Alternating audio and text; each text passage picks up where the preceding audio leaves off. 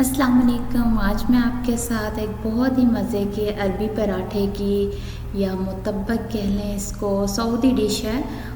बहुत आसानी से बन जाता है, सिंपल से इसमें इंग्रेडिएंट्स जाएंगे। फिलिंग आप अपनी मर्ज़ी से किसी भी चीज़ की कर सकते हैं। तो चले बनाना शुरू करते हैं। पहले हम इसकी डो गूंद लेंगे।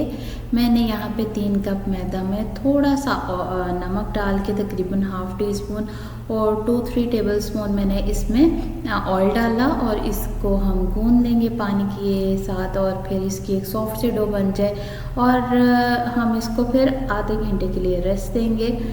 और फिर यहाँ पे मैंने इसको अच्छी तरह से गूंद के ऑयल लगा के तो रख दिया है।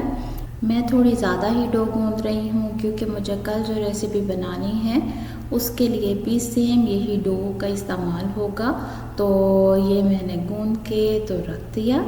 अब यहाँ पे हम जो इसके अंदर फिलिंग करनी है अंडे की वो देख लेते हैं। मैंने यहाँ पे जर्दियाँ ली हैं 3-4, आप चाहें तो पूरा अंडा भी इस्तेमाल कर सकते हैं।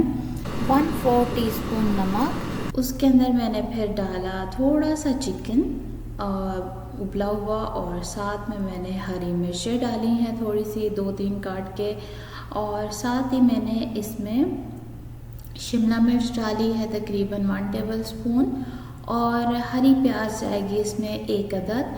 ये सब आप चीज़ें डाल के आप अपनी मर्ज़ी से और भी सब्जियां ऐड कर सकते हैं जैसे टमाटर या हरा धनिया वगैरह।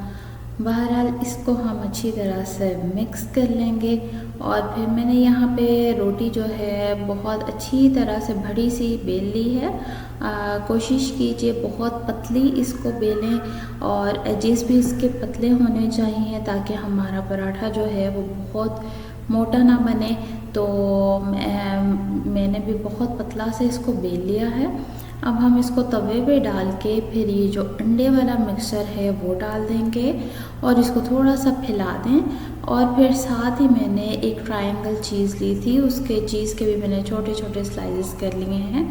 चीज़ आप अपनी पसंद से कोई सी भी ले सकते हैं, मोज़रेला चीज़ का भी इस्तेमाल कर सकते हैं।